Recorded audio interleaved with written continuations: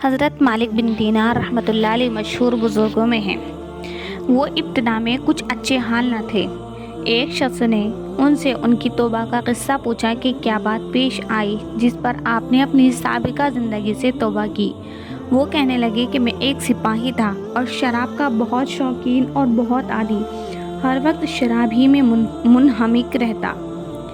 میں نے ایک باندی خریدی جو بہت خوبصورت تھی اور مجھے اس سے بہت تعلق تھا۔ اس سے میرے ایک لڑکی پیدا ہوئی، مجھے اس لڑکی سے بھی محبت تھی اور وہ لڑکی بھی مجھ سے بہت مانوس تھی، یہاں تک کہ وہ پاؤں چلنے لگی تو اس وقت مجھے اس سے اور بھی زیادہ محبت ہو گئی کہ ہر وقت وہ میرے پاس ہی رہتی۔ لیکن اس کی عادت یہ تھی کہ جب میں شراب کا گلاس پینے کے لیے لے لیتا، وہ میرے ہاتھ میں سے چھین کر میرے کپڑوں پر پھینک دیتی۔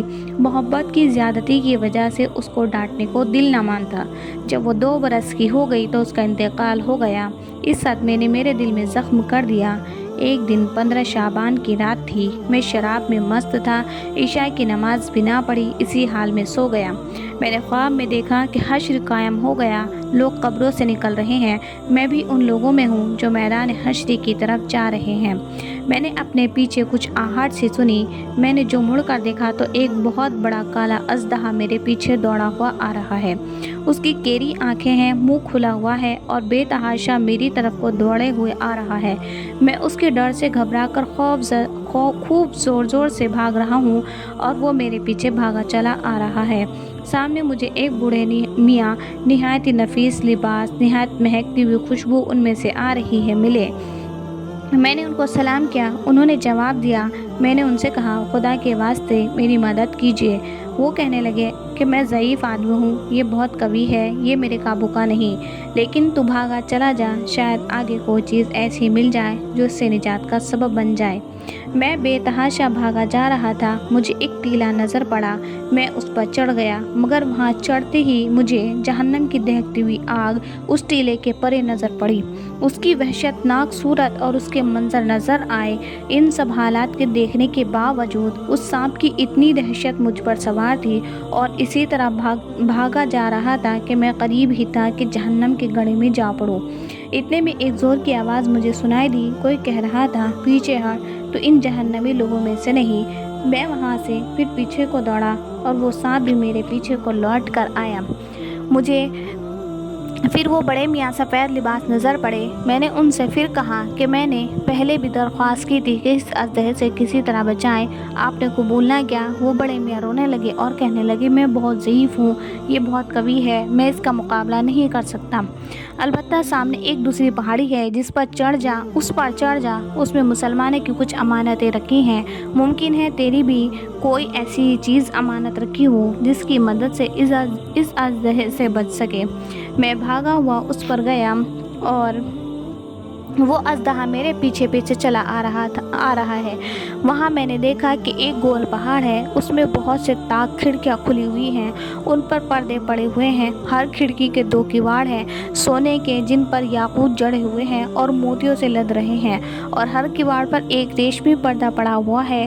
میں جب اس پر چڑھنے لگا تو فرشتوں نے آواز دی کہ کواڑ کھول دو اور پردے ہٹا دو اور باہر نکل آؤ، شاید اس پریشان حال کی کوئی امانت تم میں ایسی ہو جو اس وقت اس کو مصیبت سے نجات دے۔ اس آواز کے ساتھ ہی ایک دم کواڑ کھل گئے اور پردے اٹھ گئے، ان میں سے چاند جیسی صورت کے بہت سے بچے نکلے، مگر میں انتہائی پریشان تھا کہ وہ سانپ میرے بالکل ہی پاس آ گیا۔ اتنے میں وہ بچے چلانے لگے، ارے تم سب جلدی نکل آؤ، وہ سانپ تو ان کے پاس ہی آ گیا۔ اس پر فوجوں کی فوجیں بچوں کی نکل آئیں، ان میں دفعتاً میری نگاہ اپنی اس 2 سالہ بچی پر پڑی جو مر گئی تھی۔ وہ مجھے دیکھتے ہی رونے لگی اور کہنے لگی، خدا کی قسم، یہ تو میرے ابا ہیں۔ اور یہ کہتے ہی تیر کی طرح کود کر ایک نور کے پلڑے پر چڑھ گئی اور اپنے بائیں ہاتھ کو میرے دائیں ہاتھ کی طرف بڑھایا۔ میں جلدی سے اس سے لپٹ گیا اور اس نے اپنے دائیں ہاتھ کو اس سانپ کی طرف بڑھایا، وہ فوراً پیچھے کو بھاگنے لگا۔ پھر اس نے مجھے بٹھایا اور وہ خود میری گود میں بیٹھ گئی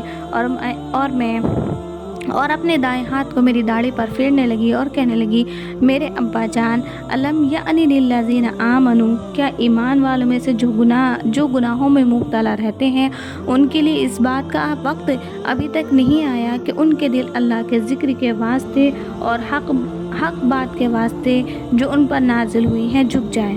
اس کی یہ بات سن کر میں نے رونے لگا اور میں نے پوچھا، کیا بیٹی تم سب قرآن کو جانتی ہو؟ وہ کہنے لگی کہ ہم سب قرآن شریف کو تم سے زیادہ جانتے ہیں۔